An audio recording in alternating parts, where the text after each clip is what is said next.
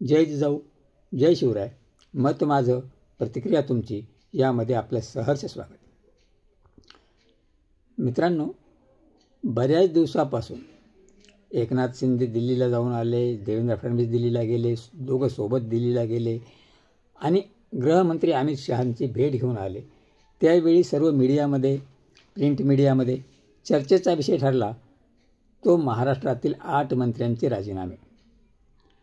राजीनामे होणार आणि मंत्रिमंडळामध्ये नव्यांना संधी दिली जाणार आणि त्यावर मंगळवारच्या कॅबिनेटमध्ये निर्णय होणार असं सर्व श्रुत ऐकायला मिळत होतं.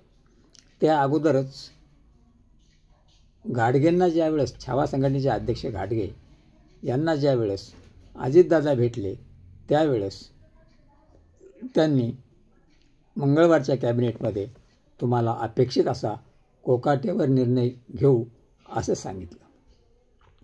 त्यामुळे सर्वांचीच उत्सुकता ही मंगळवारच्या कॅबिनेटकडे होती आणि त्यावेळेस फडणवीसांनी जाब विचारायला सुरुवात केली की संजय शिरसाट यांच्या बेडरूममध्ये पैशाच्या बॅगा, यांचा हॉटेल घोटाळा, याचं करायचं काय?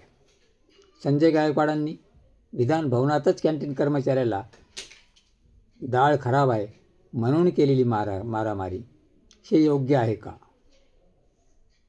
आणि योगेश कदम यांचा डान्स बार खुद्द अनिल परबांनी सगळ्या विधानसभेत गाजवला, त्याच्याबद्दल काय व्हावं?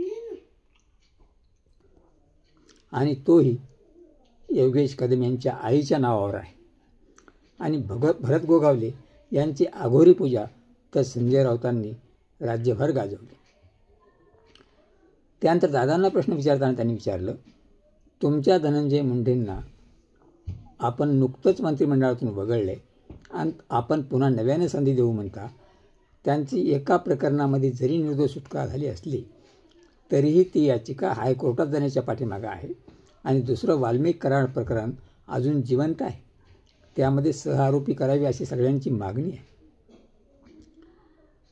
अशी तंबी राज्याचे मुख्यमंत्री देवेंद्र फडणवीसांनी एकनाथभाई शिंदे आणि अजित पवार यांना दिल्याच्यानंतर या दोघांनीही खुद्द माननीय मुख्यमंत्र्यांना जाब विचारला की आमच्या मंत्र्यांवर कार्यवाही करणं जर तुम्हाला योग्य वाटत असेल तर मग गोपीचंद पडळकरांवर का नाही, ज्यांनी विधानसभेत किंवा विधानसभेच्या प्रांगणात हाणामारी केली, जितेंद्र आव्हाडांच्या कार्यकर्त्यांना मारलं, इशारे केले, त्यांच्यावर केसेस झाल्या.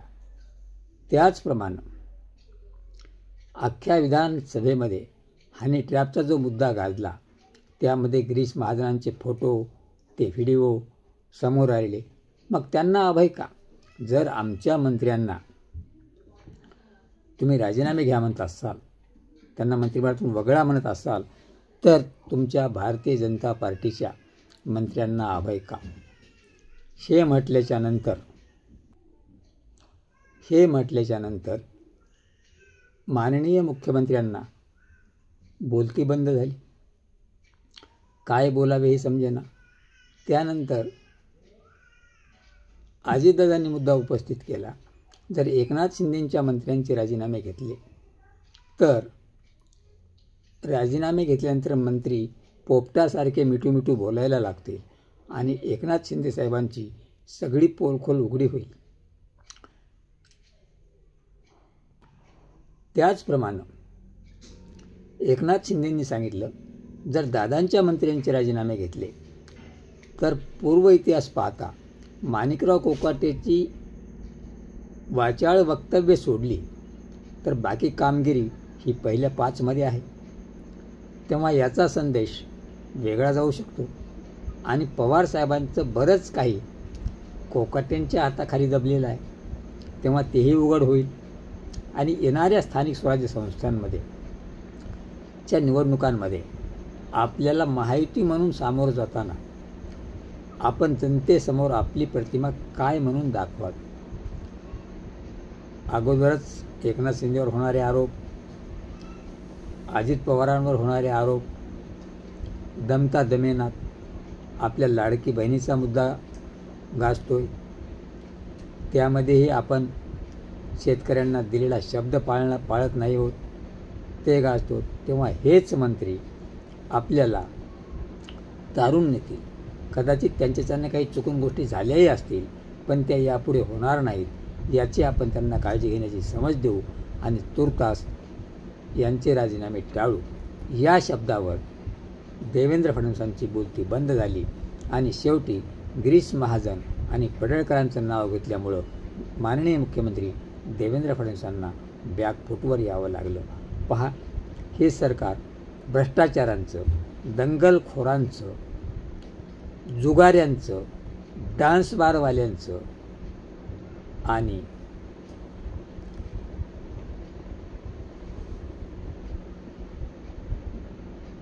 आघोरी पूजा करणारांचं असं हे सरकार आहे. तेव्हा मित्रहो, तुम्हीच या सरकारकडून काय अपेक्षा ठेवू शकता आणि काय ठेवू शकत नाही याचा विचार करावा. प्रश्न असा आहे, सरकारकडून ज्या अपेक्षा होत्या त्या कधीच भंग पावल्यात. फक्त अपेक्षा होती की सरकार तर हे राहणार आहे, पण या अशा मंत्र्यांचा राजीनामा व्हावा, पण त्यातही हे सरकार आपल्याला हिरवा झेंडा देत नाही. तेव्हा तुम्हीच सुचवा की हे सरकार काय करते, हे योग्य आहे का, या मंत्र्यांचे राजीनामे व्हायला पाहिजे किंवा नाही.